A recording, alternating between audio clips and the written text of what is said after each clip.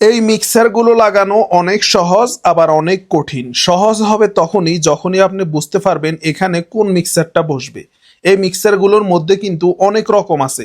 এই ভিডিওটা আমি আগেও কিন্তু আমার পেজে আপলোড করছিলাম। এখানে যেই অবস্থায় দেখতেছেন কাজগুলা, আমি কিন্তু যাওয়ার পরে এই অবস্থায় কাজগুলা পেয়েছি, কারণ এই কাজগুলা আমার আগে আরেকটা মিস্ত্রি করছিল। যখন ওই মিস্ত্রিটা এটা মিলাতে পারে না, তারপরে কিন্তু আমি গেছি। আর এই মিক্সারগুলা কিন্তু অনেক মডেলের আছে, অনেক মাপের আছে। কিছু আছে ছোট, কিছু আছে বড়। যদি ছোট হয় তাহলে কিন্তু এগুলা মিলাইতে অনেক ঝামেলা হয়ে যায়। আর যদি বড় হয়, নিচে ভিতরের যে আপনারা কালো কভারটা দেখতেছেন, এই কভারটা যদি বড় হয় তাহলে কিন্তু মিলাতে খুব সহজ।